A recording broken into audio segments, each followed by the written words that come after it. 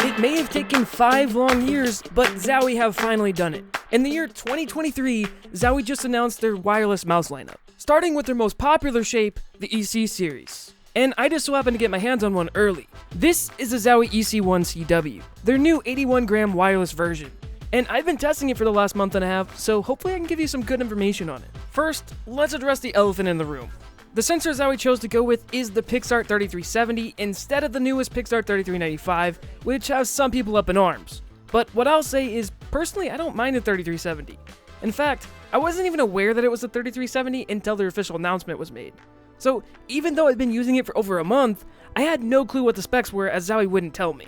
But that also means that since I was testing the sensor performance blindly, that my conclusion is going to be less biased. And honestly, you could have told me this was a 3395 and I would have believed you. It's very hard to even tell the difference unless you're using the sensors at their max DPI levels, but since Zowie caps their DPI setting to 3200 anyway, it's indistinguishable. And really at no point in my testing did I notice anything strange going on with the sensor. And with all the problems lately with the 3395, I'm kinda relieved Zowie chose to go with the more proven option here. Although I do think they could have reduced the price a bit. 150 USD is pretty high, although that's still within the realm of reason. It's really when you go to the EU prices when things start to get messy. It would have been acceptable if there was a difference of say 4 to 8 euros, as that kind of happens between regions sometimes. But when the mouse costs 25% more in EU, that's kind of a yikes. Now, price aside, of course this is Zowie we're talking about, so the mouse itself is pretty good.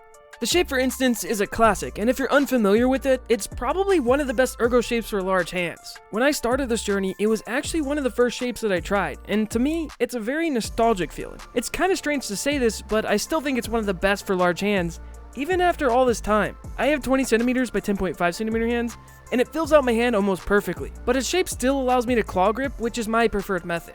Palm gripping is also quite popular with the shape, although it's definitely not ideal for fingertip. Even though it is a large mouse, I found my aim to be quite good on it still, and I think a big part of that is because it has so many subtle curves to it. It can be hard to notice at first, but when you really take a look at it, you start to notice more and more small details in the shape, which is kind of what Zowie's known for. I do notice that on the EC1 shape, I tend to use my wrist and arm more and less fingers, just because of how wide and tall the mouse is, so micro corrections do take a bit of getting used to. But I've been using this secretly during many of my recent Twitch streams, and I've been pretty happy with my performance on it.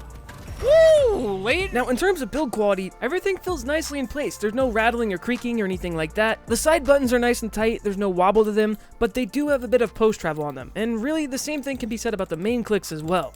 There's minimal pre-travel, but just a tad bit of post-travel. Now let's talk about the selling point of this mouse, which would be this little guy right here. This is Zowie's enhanced wireless receiver, which reduces interference and allows you to use the mouse without using the USB receiver. And it also doubles as a charging dock. And if you're wondering if you can actually tell a difference between using the enhanced receiver and the USB receiver, believe it or not, I actually noticed the difference right away. I'm someone that at times can have many things plugged in, including multiple wireless mice at the same time, and within the first minute of using the USB receiver by itself, I noticed some occasional skipping in my mouse movements. When I switched over to the enhanced mode, that went away. However, I was also able to solve this problem just by simply plugging the USB receiver into the dongle and then moving it closer to the mouse, which is really the standard way of doing it anyway. So the enhanced receiver does make a difference, but it's not one that's going to be super noticeable to most people unless you're using it at a LAN with tons of interference around. Taking a look at the bottom of the mouse, you can see there's 3 options on the power switch, and that is how you switch between the enhanced receiver and the USB one. Now you've also got the polling rate and DPI toggles.